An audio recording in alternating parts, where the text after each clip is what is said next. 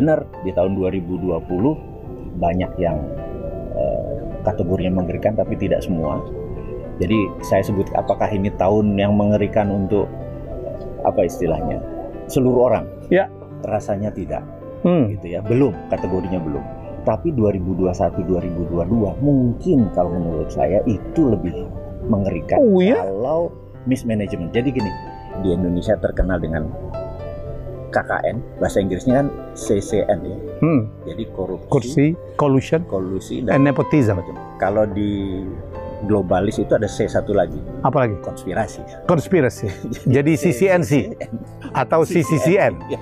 Jadi konspirasi ini ada dua, ada teori konspirasi, ada benar-benar atau dibuat. Oke. Nah, sekarang konspirasi itu buat apa? Hanya sekedar nginget. Dia akan menerbitkan world currency, digital currency. Inilah yang mau mengontrol dunia. Nah, untuk mengontrol dunia ini dia harus mempunyai semacam war, semacam alat pukul. Alat pukul. Karena itu COVID selalu saya bilang, COVID adalah political tool, COVID adalah biological warfare, gitu kan? Kan kita dibilang kayak orang gila, tapi kalau lihat sejarah ini kan mulai nyambung nih, mulai nyambung bahwa ini udah selesai nih masa baktinya. Apa yang terjadi kalau China terus menguat, terus Amerika goyang, terus juga currency-nya kan yang berbahaya kan? Ya. Mereka bukan pergi ke yuan, mereka bukan pergi ke rupiah, mereka akan membuat digital currency, gitu ya. Oke, sekarang ada 20 step. Ada 20 step. Bukan 7 step ya? Bukan 7 step, ada 20 Selama ini kita kenal 7 step. Ya. Di mana step ke-7 kan manusia akan dikendalikan oleh chips ya? Nah, itu yang lama? Itu platform yang sengaja udah dikeluarkan. Oke. Ini platform yang baru nih, ada 20 step. Jadi gini.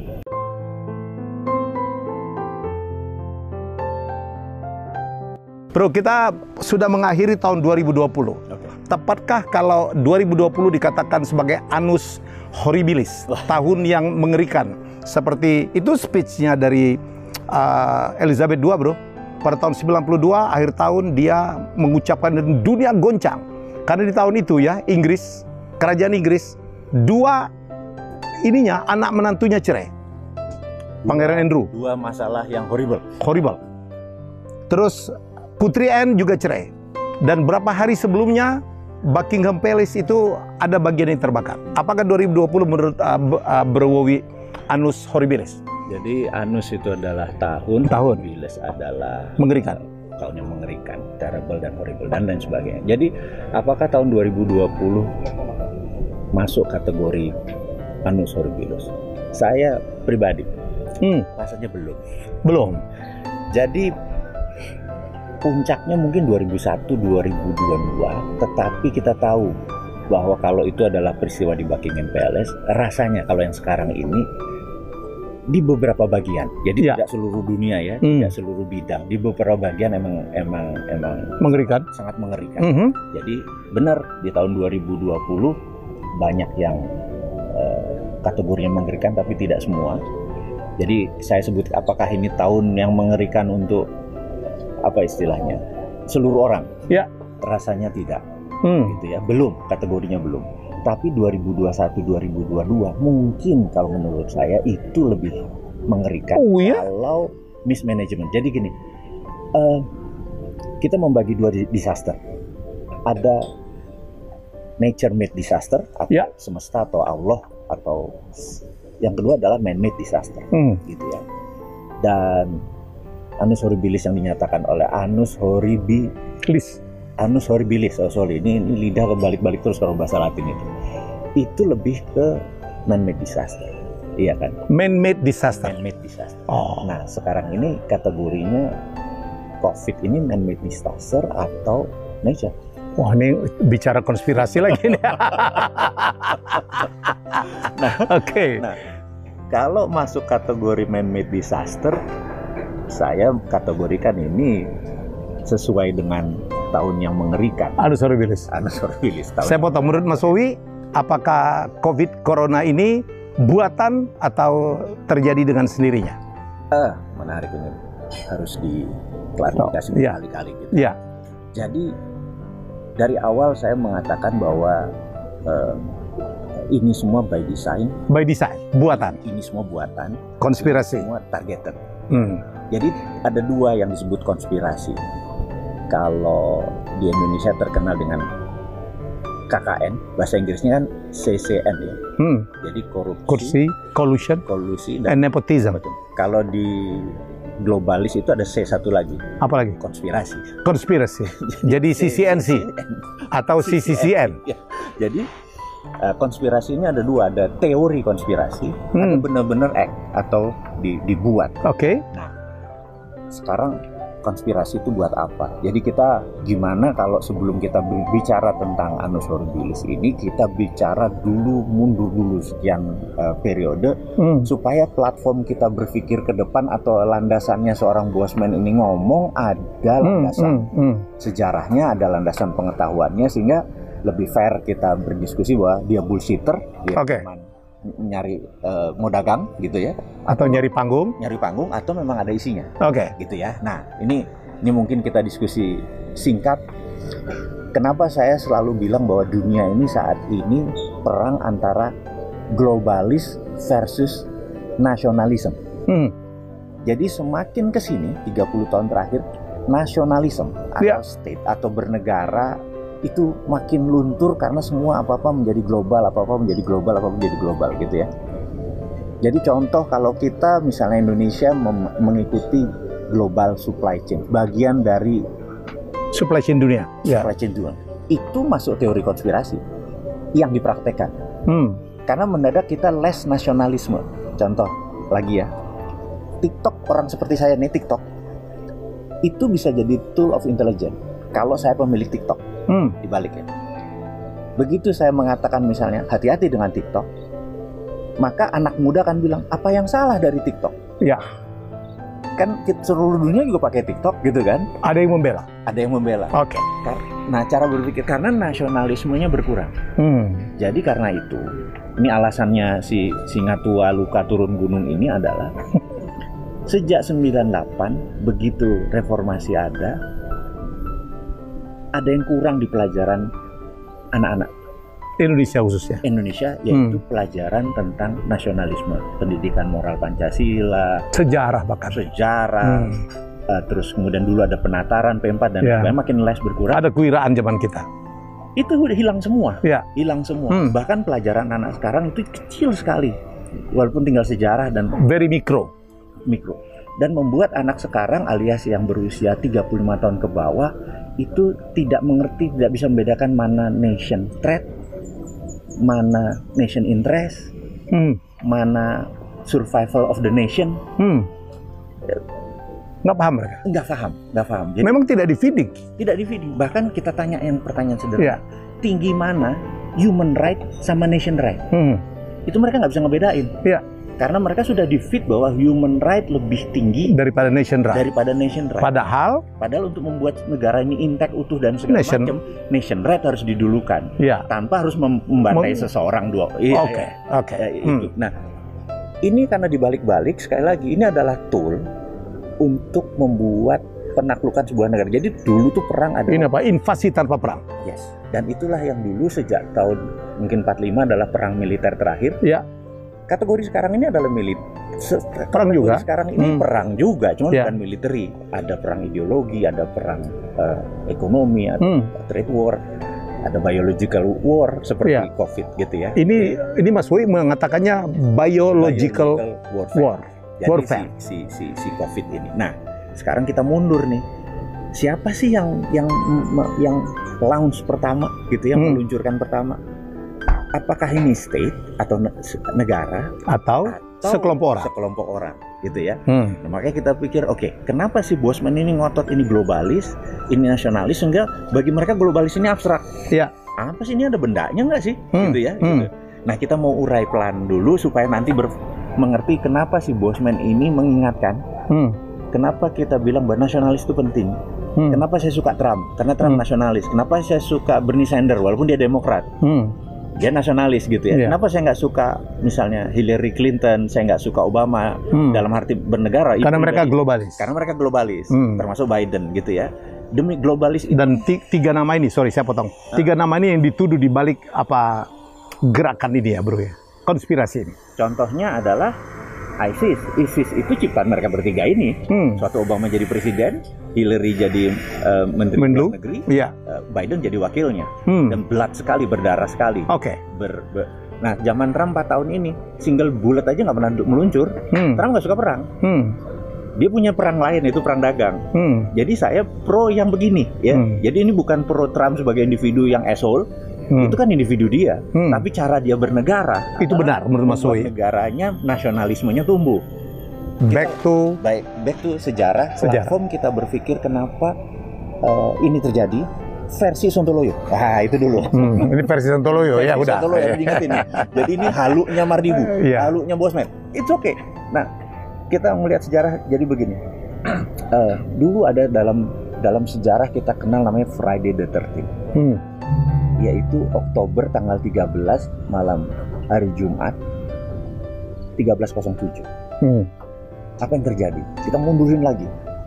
Jadi zaman dulu kita ingat kalau di Islam menyebutnya perang Sabil, di perang salib. Nasrani menyebutnya perang salib. Ya. Jadi Sabil dan salib.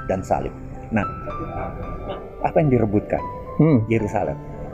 Jadi selama sekian tahun Yerusalem adalah di wilayah Nasrani. Dan pengontrolnya ini adalah kesatria Templar ya. Banyak para pilgrim yang jalan ke sana sering dirampok di tengah-tengah. Dilindungilah oleh kesatria Templar ya. Suatu hari mereka merasa untuk mengurangi resiko, akhirnya Templar hanya menerbitkan, punya bawa berapa sekian emas, oke, dia menerbitkan surat, bawa aja surat, nanti di sana Templar sana akan, itu adalah giro pertama di dunia, gitu ya. Surat jaminan ya. Surat jaminan pertama. Dengan adanya itu perampokan jadi berkurang karena mereka dapatnya tidak benda yang terlalu berharga, gitu ya. Nah, suatu hari kita tahu bahwa pasukan kita siapa ini pahlawan-pahlawan Muslim ini, Salahuddin Alayubi dan lain sebagainya, mulai ingin mengambil Yerusalem, gitu ya. Terjadilah pertempuran Sabil dan Salib. Itu kita lewatin dulu. Tapi kita tahu 200 kesatria Templar ini gak ada yang mati selama perang salib. Mereka jago sekali perangnya. Dan mereka ini sangat kaya karena mereka punya 200 castle. Mereka tinggalnya di castle kaya. Nah, suatu hari ini konspirasi Paus merasa terlalu kuat ini Templar, kerjasama dengan Louis, saya lupa 13 atau 12, saya lupa ya. Raja Prancis. Yang waktu itu ekonomi Prancis lagi sangat hancur. Disarankannya adalah ambil aja hartanya Templar itu. Jadi hari Friday the 13th itu 1307 adalah Prancis kerajaannya menyerang seluruh Templar. Hari itu massacre. Mati mungkin sekitar 80% kesatria Templar. Yang menarik adalah begitu selesai mereka bantai dalam tanda petik, tidak ada satu sen pun atau harta pun yang mereka dapat, kosong itu semua. Nah, sejarah itu kan 1307. Sejarah total hilang. Kemana nih harta? Ya, banyak sekali mungkin di Discovery Channel, di Net Geo yang menceritakan bagaimana nih harta kok bisa disepir, orang mereka sangat kaya kok, tapi lenyap, gitu ya. Beserta Templarnya, gone. Jadi kesatria Templar itu gone waktu itu. Ternyata, nah, 100 tahun kemudian, 14 sekian, ada yang menarik.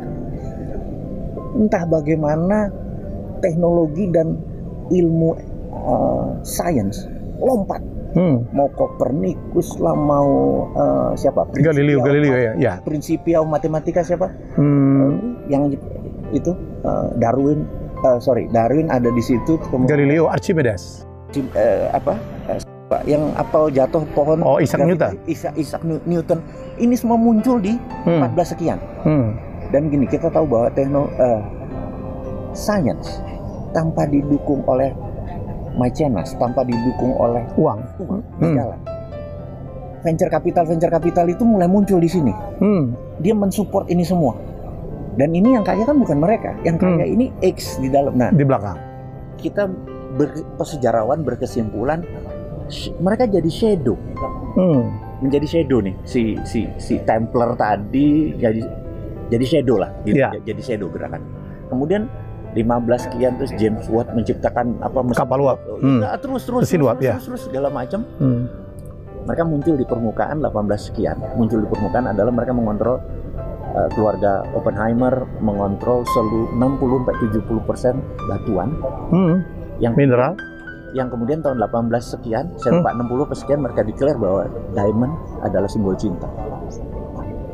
Ini create juga ya? Di-create image. Sekarang 150 tahun kemudian mereka punya sertifikat, mereka punya card ini, itu mereka. Kantor pusatnya kita tahu kan di Afrika Selatan. Padahal apalah ya, batu kan banyak banget. Kenapa diamond paling mahal ya? Tubung, kenapa waktu akik kita di Indonesia? Karena mereka nggak jades ya. Nah, ada nanti istilahnya the winner takes all. Jadi mereka ngontrol ini semua. Ujung-ujungnya adalah sewaktu mata uang pertama diterbitkan di 400 tahun yang lalu, kemudian banking di Italia. Tahun berapa 14 sekian Banco ya itu semuanya mengantar uang tadi dan persis apa yang dilakukan Templar gitu kan. Ini mulai nyambung ya nyambung. Nah, ada lagi puncaknya di Jekyll Island 1910 rapat Demokrat, Rothschild, Demokrat dan Republik. Rothschild bilang mata uang dunia mau dolar. Ingat tahun 1910 mata uang itu 2. Yang paling besar adalah British pound sterling. 80% transaksi dunia ini pound sterling. Karena dengan negara-negara Commonwealth Commonwealth. Ya, Amerika kan tidak punya jajahan. Nah, untuk membuat Amerika berdaulat ini, dolar harus jadi currency dunia. 1910 diputuskan. Demokrat ini adalah partai yang suka sama Inggris. Ini sejarah harus di. Karena itu mereka, wah ini bahaya ini. Ini Inggris akan tidak berdaulat. Demokrat menolak padahal dia mayoritas. To make story short, boleh cek di Wikipedia sekarang, sahabat semua yang ada di ini, cek Wikipedia. Siapa yang membiayai Titanic? Rothschild. Jadi 90% orang Partai Demokrat ini tenggelam, separuhnya masih hidup tapi. Sehingga waktu keputusan rapat Kongres, ya setuju langsung karena kalah suara. Separuh mati. Cek sekali lagi, ini sejarah loh. Ini Titanic by design tenggelamnya? Jadi kita berkesimpulan, jangan-jangan by design supaya ini ditenggelamkan. Iya, itu sekali lagi, jangan-jangan. Bukan. Saya nggak pernah dengar nih. Iya, Tapi kan kita bisa cek, apakah benar separuh anggota DPR Partai Demokrat mati di situ. Kan bisa cek sejarahnya. Karena suatu rapat berikutnya, Partai Republik sebagai yang dominan menyetujui. Ya. Ini sekali lagi harus diingat. 1864 Lincoln adalah Republikan yang dikadali oleh Demokrat, akhirnya timbul perang saudara, Civil War ya. Itu penyebabnya. Demokrat ngakali Trump. Sekarang ini bisa jadi Civil War 2.0. Annus horribilisnya bisa kejadian. Sabarin, ini kita cuma saya sabar banget ini. Kita belajar sejarah hanya untuk mengerti platform berpikir. Jadi kalau orang cuma teriak ke depan tanpa platform berpikir, ini kosong gitu ya, karena masa depan kan masih suci sebenarnya. Kita tergantung kita, we create that, we decide. Jadi kita tahu 1910 dan baru 35 tahun kemudian 1945 waktu Bretton Woods Conference, sewaktu Amerika memanggil negara-negara Eropa yang bakal menang perang, dipanggil rapat di Bretton Woods di utara Boston, 1 jam dari rapatnya kan simple. Amerika bilang, kita kan nggak ingin ada perang dunia ketiga. Setuju. Ya, persis kayak anggota DPR zaman dulu lah, setuju gitu aja ngomong. Terus untuk membuat tidak ada perang dunia ketiga ada syarat. Kita harus punya world currency. Setuju? Setuju. Kecuali delegasi Prancis, dia keluar waktu dari ruangan. Gitu. 2 minggu kemudian balik tanda tangan karena dibom sama Jerman. Balik lagi gitu. Nah, kemudian kita harus punya yang mengontrol ini, yang namanya International Monetary Fund, IMF. Dan IMF ini uniknya adalah kantornya di Washington, bukan di New York, bukan di London. Why Washington? Gitu. Karena Amerika punya voting right. Jadi untuk resolusi keluar dari IMF, syaratnya disetujui oleh 75% suara. Dan Amerika punya 26% suara.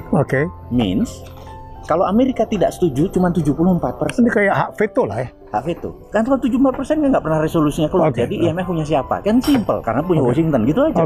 Gitu ya. Kemudian harus berdiri World Bank. Itu bagian dari Washington Consensus lah mungkin ya gitu ya. Oke. Akhirnya dolar menjadi world currency. Kemudian ada namanya long telegram. Ini sahabat semua baca bukunya. Jadi jangan sampai ini Bosman ngarang nih gitu ya. Jadi George F. Kennan adalah Menteri Luar Negeri Amerika yang menjadi platform foreign policy Amerika sampai sekarang. Jadi dia bilang nih di long telegramnya si George F. Kennan gitu ya, Kennon. Jadi George F. Kennan pernah bilang Amerika tuh waktu itu menguasai 5,3% populasi dunia, tapi menguasai 60% world wealth. Kalimat terakhirnya, we want to keep it that way forever. Forever. Jadi kita tahu bahwa Amerika ini memang menguasai 60% kekayaan dunia dan they want to keep it that way forever. Secara transaksi saat ini Amerika hanya 5% secara negara, tapi Wall Street dan dolar menguasai 70%. Kan transaksi semua pakai dolar kan? Ya. Begitu ada orang men-challenge dolar, marah dia. Marah dia. Terganggu lah, terusik. Nah, 6 bulan saya berada di Langley, di Virginia. Jadi kalau kita lihat kamera film Hollywood banyak sekali yang kalau orang jalan di depannya terus pintu kebuka terus ada Central Intelligence Agency gitu ya. Pernah nggak kamera atau boleh nggak kamera begini? Nggak begini, begini. Nggak pernah boleh, karena kalau gini ada kredonya, ada tulisan. Tahu nggak tulisannya apa? Bukan, itu in God we trust di dolar. Itu tulisannya apa? Protect dollar. Tugas CIA only one. Protect dollar. Protect dollar. Jadi sewaktu Bung Karno dengan strateginya ini semua ada hubungannya mau menjadi di world currency ini harus ada yang ngontrol gitu ya. Oke, balik lagi. Nah, ini menarik nih. Globalis berpikir bahwa ke depan mereka kan anti-national, anti-nation. Anti-nation, ya. Dolar is the end of the day. Dolar udah di ujung masa baktinya. Seperti British Pound di 1910. Oke. Mereka mempunyai world currency. Mereka tes 2 tahun yang lalu, Libra diluncurkan. Libra adalah mata uangnya Facebook dengan algoritma. Dia merasa dengan 2,5 miliar manusia berada di Facebook. Maka kalau lebih dari negara. Lebih dari negara. Okay. Lebih dari China. Kenapa mesti pakai currency-nya? Nggak kita aja. Dia punya wilayah, dia punya penduduk. Walaupun maya, currency-nya terbit. Di seluruh negara disemprit oleh negara nation-nation ini. Termasuk Amerika, nyemprit. Shutdown dia. Jadi Libra adalah wallet-nya, Libra adalah currency-nya. Shutdown dia. Nah, 6 bulan yang lalu dia coba di Brasil, dia coba di Amerika Latin. Pas COVID, dicoba. Karena Venezuela segala macam memerlukan ini. Udah jalan nih, sudah mulai jalan Libra. Nah, hanya sekedar nginget, dia akan menerbitkan world currency, digital currency. Inilah yang mau mengontrol dunia. Nah, untuk mengontrol dunia ini dia harus mempunyai semacam war, semacam alat, alat pukul. Alat pukul. Karena itu COVID selalu saya bilang, COVID adalah political tool. COVID adalah biological warfare, gitu kan? Kan kita dibilang kayak orang gila, tapi kalau lihat sejarah ini kan mulai nyambung nih. Mulai nyambung bahwa ini udah selesai nih masa baktinya. Apa yang terjadi kalau China terus menguat, terus Amerika goyang, terus juga currency-nya kan yang berbahaya kan? Ya. Mereka bukan pergi ke yuan, mereka bukan pergi ke rupiah, mereka akan membuat digital currency, gitu ya. Oke, sekarang ada 20 step. Ada 20 step. Bukan 7 step ya? Bukan 7 step, ada 20 Selama ini kita kenal 7 step. Ya. Di mana step ke-7 kan manusia akan dikendalikan oleh chips ya? Nah, itu yang lama? Itu platform yang sengaja udah dikeluarkan. Oke. Ini platform yang baru nih, ada 20 step. Jadi gini, COVID itu tugasnya adalah keluar 2019 karena itu disebut COVID-19. Jadi COVID-19. Nah, ini yang perlu diingat. Kenapa COVID hanya beredar di daerah bisnis area, political area, atau daerah pejabat? Kenapa COVID nggak ada di tengah-tengah Ubud di ujung sana, nggak kena COVID? Nggak ada pengaruhnya. Afrika sedikit sekali kena COVID. Yang itu, iya, karena yang tidak terlalu berpengaruh. Coba di kantor ini tutup, di kantor ini tutup. Ya ini. Kalau nggak didesain kayak gitu sih mana Ini kesimpulan ya. Yeah. Karena itu orang di desa-desa kami nggak pernah kena COVID. Iya, selain imunitas dia bagus juga buat apa lu dikenain? Nggak ada manfaatnya. Tapi kalau direktur sebuah BUMN kena 2 minggu dia off, manajer 3 minggu dia off. Wall Street dihajar ya. Ya itu ganti-gantian terus. Ya ganti-gantian terus. Jadi ya itu membuat instability gitu ya. Nah, kayak sekarang kita ringkas pembicaraan kita. Jadi gini, nomor 1 mereka harus menguasai media. Si globalis ini di 194 negara selama 2 tahun sejak 2018 mereka mengendalikan dunia media mainstream. Ingat kalau Trump ngomong apa? Ini kalau media kan dia serang terus, terutama CNN ya. Ajar terus. Karena dia tahu bahwa karena itu bagian dari itu. Yes, itu satu ya. Jadi media mainstream. Kita di Indonesia meliput selalu dari media mainstream. Yes. Kita cuma rebroadcast. Karena kita berlangganan dari news agency. Jadi kita nggak pernah dapat the real data yang orang kita cari. Mahal sekali, Pak. Itu. Mahal sekali kalau nyari data sendiri. Punya kaki tangan. Iya. Itu juga. Tidak punya perpanjangan tangan ke sana. Akhirnya kita ya udah rebroadcast aja. Jadi dengan strategi rebroadcast banyak negara yang malas. Iya. Malas cari sendiri ya. Kecuali kayak Al Jazeera segala macam ya. Oke. Dimanfaatkan. Kemudian dirilis sebuah virus yang lebih mematikan sedikit dibandingin flu. Niatnya memang bukan membunuh nih sekali lagi. Kemudian terus step 2 ya. Step 1 control all media mainstream, kemudian lakukan rebroadcast tadi. Kedua adalah merilis sejenis virus biological warfare yang sedikit mematikan dari influenza. Ketiga, diberitakan yang serem-serem. Tahu-tahu brother di Italia, tahu-tahu ada penguasa ada begini, tahu-tahu di Cina ada orang berubah. Beritanya dari mana itu? Kalau nggak ada yang create, nih kalau kita dunia shadow biasa, karena dunia shadow itu kan rule number 1-nya adalah no surprises. Jadi kita nggak surprise ngeliat beginian, someone create gitu ya. Terus nomor 2, who benefiting. Ini mindset kita siapa yang diuntungkan nih? Konspirasi. Siapa yang diuntungkan? Gitu kan. Nah, begitu ini mainin, loh ini beritanya begini banget. Ingat ya berita orang panik seluruh dunia. Kemudian diinspirasi untuk melakukan total lockdown, Jadi bukan sekedar benar shutdown kayak gini beberapa negara kan dan terus diberitakan gitu ya. Itu jadi step berapa tuh? Step 3. Step 4. Jadi beritakan yang mengerikan. Step 4 adalah disarankan total lockdown. Terus mulai dilakukan work from home, school from home, menghindari kontak. Itu dehumanisasi. Dilarang salaman, menutup senyum ya Pak. Semua itu memang. Nah, terus itu step berikutnya adalah ini yang kita minta maaf. Kita bicara vaksin. Nah, apakah vaksin ini menyembuh? Ini saya bisa bilang ini placebo vaksin. Vitamin C dosis tinggi dikasih itu udah gini. Imunitasnya tidak seimun gini. Orang yang OTG selesai dia ada imunitas tubuh. Kekebalan. Ada orang yang bergejala sembuh dia punya antibodi kekebalan. Ini lebih tinggi yang ini daripada vaksin. OTG setelah sembuh dengan yang bergejala sembuh lebih tinggi yang bergejala. Bener kan? Itu sunatullah lah, hukum alam lah, ya kan?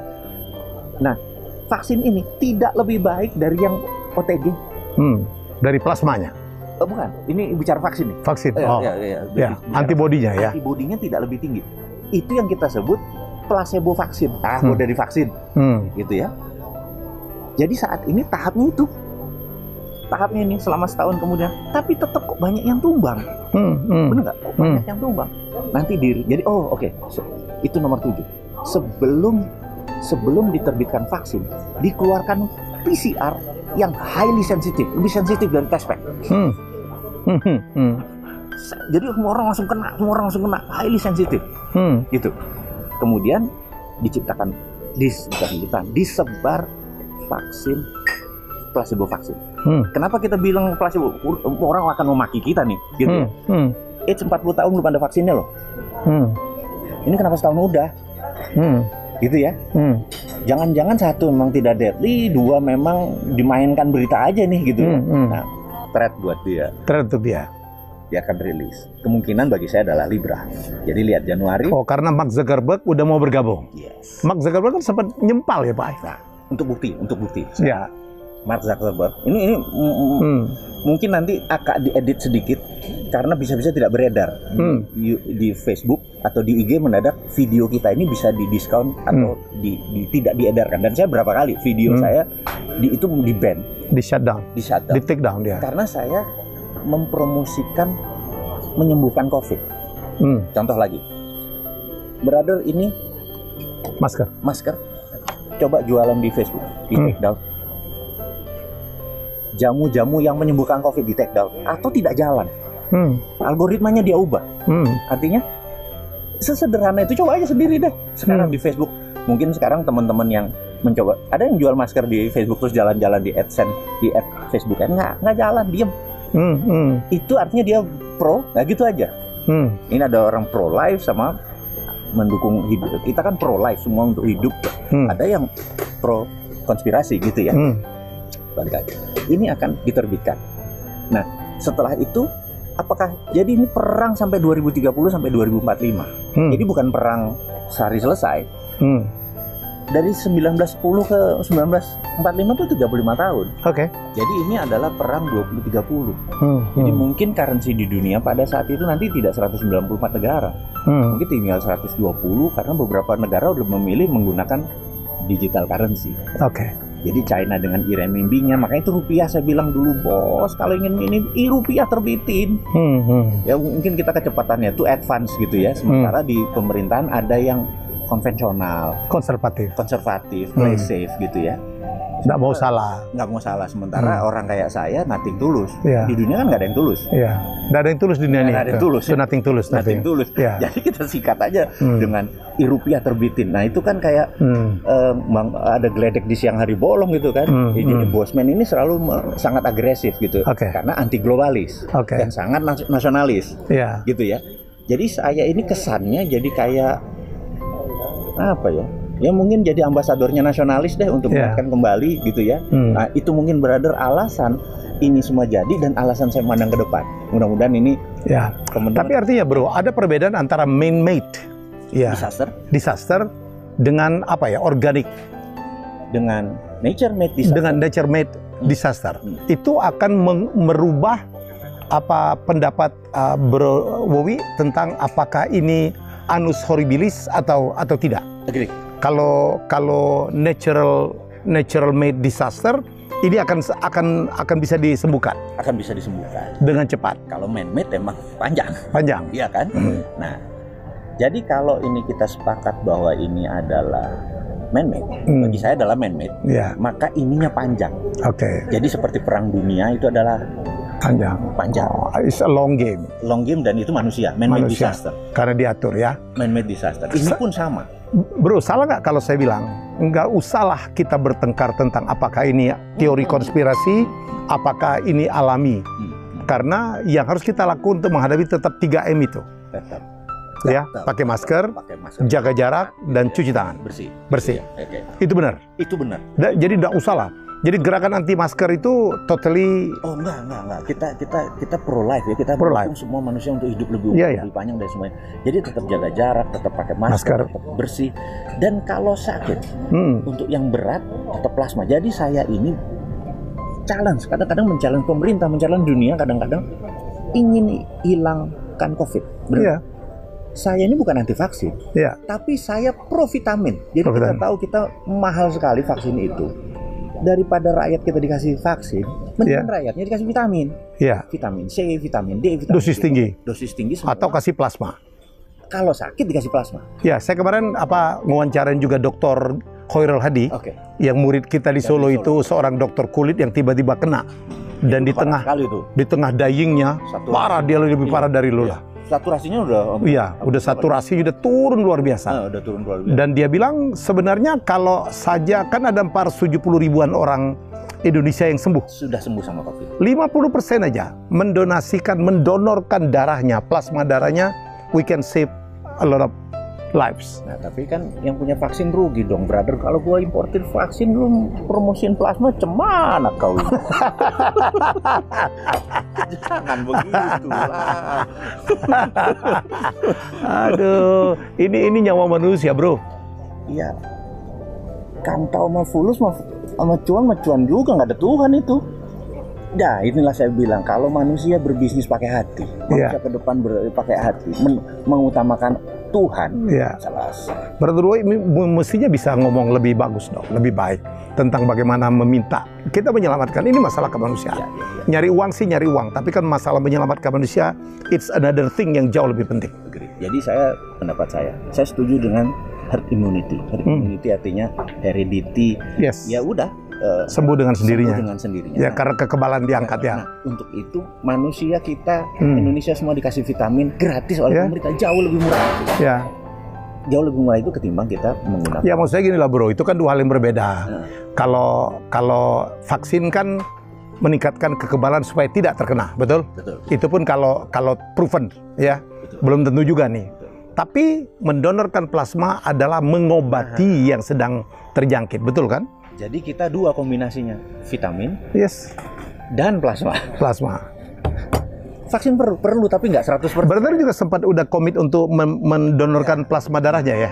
Jadi menurut perhitungan kesehatan, si dokter bilang setelah 2 minggu dinyatakan sehat atau negatif, kita tes lagi. Kalau negatif, nah itu sampai 6 bulan ke depan, setiap 2-3 minggu menyumbangkan plasmanya, menyumbangkan darahnya, plasmanya, itu terbaik. Jadi saat ini saya baru sekali. Udah ya? Oh sudah, karena itu saya kayak berhutang sama kehidupan kalau kita nggak. Berarti kemarin dibantu oleh plasma juga? Dibantu. Jadi menariknya gini, apa istilah CT itu, cycle. Jadi kalau orang di bawah 40 dia dinyatakan positif gitu. Saya itu begitu 22. Nah, harus diopname itu. Begitu hari ketiga dikasih plasma, hari keempat tuh naik ke 37 sudah. Wow. Jadi baru 1 aja sudah naik gitu. Dokter Hadi juga gitu. Iya. Begitu dia di plasma langsung langsung naik. Jadi ini logika supaya sederhananya, tubuh manusia itu sebenarnya punya antibodi, punya sistem untuk memerangi musuh yang masuk. Dia perang. Begitu virus ini masuk, mereka perang tapi kan masih meraba. Kalau ada plasma dari yang sudah menang perang, dia lebih pinter. Ngasih tahu ini cepet pinternya. Karena itu dan itu organik, brother. Organik. Itu yang menariknya. Itu organik. Bukan kimia. Ini sebenarnya jadi saya pikir dan kalau sesama saudara kita tadi mau saling membantu, wah itu menunjukkan NKRI. Iya itu kita menyelesaikan dengan saling membantu gitu ya. Darah kita NKRI kita pindah-pindahin gitu ya. Nah itu harus dipromosikan. Mudah-mudahan dengan YouTube channelnya Brother Helmi ini orang nonton, orang terinspirasi lagi bahwa kena COVID itu bukan aib juga lah ya. Bukan aib. Iya, ini dulu kan ada yang ditolak masuk ke kampung, ditolak jenazahnya. Iya, bukan Masya aib. Allah. AIDS itu aib, harus berhubungan badan dulu dan sesama jenis lagi. Itu aib ini berkali-kali. Ini enggak. Jadi siapapun bisa kena, termasuk Mas Wowi. Yang imunitasnya lagi rendah. Jadi ini yang lucunya adalah imunitas tertinggi itu dengan happiness ternyata, bukan dengan vitamin tadi. Endorfin. Tadi malam saya capek nyanyi-nyanyi hilang semua. Bro, sebelum kita meninggalkan topik COVID, saya mau nanya, ini ada statement yang lucu juga. Mas Wowi kena COVID, itu kena COVID atau di-COVID-kan? Jadi kalau lihat dari sisi, ini pendapat pribadi sekali. Karena ini kan konspirasi ini. Lihat dari sisi kejadiannya adalah begini. Waktu itu kita ada 200 saudara kita lagi ada seminar. Brother Helmi ada di sana, Brother Gita ada di sana, Sandi ada di sana. Ada 17 tim kita yang bersentuhan langsung yang ngangkatin ini segala macam gitu ya. Yang menariknya adalah tidak ada satupun peserta yang tertular, tidak ada satupun panitia yang tertular, tidak ada satupun teman kita yang tertular, sehingga itu memberi kesan kita targeted, memberi kesan. Kalau nggak ketularan semua. Ini seminar CEO Mastermind di mana kami berempat, saya, Wowi, Gita Wiryawan dan Sandi Uno, menjadi coach. Itu kan kita full body contact sebenarnya, kita kesalahan lah kita segala macam. Tapi kok nggak ada yang kena? Itu yang dan sekarang saya kenanya dengan saturasi yang turun, bukan sekedar tanpa gejala, saya full gejala gitu. Terus Ini sekali lagi nih. Ini kalau saya adalah pro plasma. Saya ini teori konspirasi. Saya pro plasma. Saya memerlukan agent untuk mempromosikan pro plasma. Harus ada seseorang yang kena terus dikasih plasma. Karena plasma itu susah, brother. Ini nyarinya ya. RSPAD menunggu terus, PMI menunggu terus. Saya di hari ketiga dapat. Hari ketiga dapat. Itu kan, Pak, ini agak susah. Tapi begitu dapat, saya langsung mikir, ya alhamdulillah dari satu sisi. Karena itu saya merasa, ini jalan Tuhan. Anggap ini nggak ada konspirasi, tapi yang berkonspirasi yang di atas. Karena dengan 1 juta viewer per hari video kita, dengan 5 juta follower di sosial media, mungkin ini ada impact-nya. Karena waktu video itu diluncurkan ternyata hampir 2 juta yang nonton. Dan ini menginspirasi banyak, akhirnya itu plasma mulai jadi bergerak. Saya bukan menyatakan kita ambasador plasma, gitu ya. Tapi salah satu orang yang harus mengingatkan bahwa plasma adalah salah satu solusi. Jadi kalau di COVID-kan dalam artian positif, saya menganggap kayaknya di COVID-kan. Tapi ambil hikmahnya ya. Ambil hikmahnya. Kalau nggak, orang tidak tahu kalau plasma itu bisa menyelamatkan. Tapi ini berada. Kita tahu bahwa berita COVID ini kan mengerikan, beritanya sekali lagi, bukan. Sehingga waktu kita di rumah sakit, kan kita tahu yang pulang nama banyak banget. Malam pertama, kedua begini bro, karena nggak bisa didatengin kan. Totally isolated. Sel stok kita tuh yang turun juga ya. Ya turun juga. Kan? Kiri kanannya lewat. Itu psychological kita emang benar-benar self push. Itu kita nggak bisa orang lain.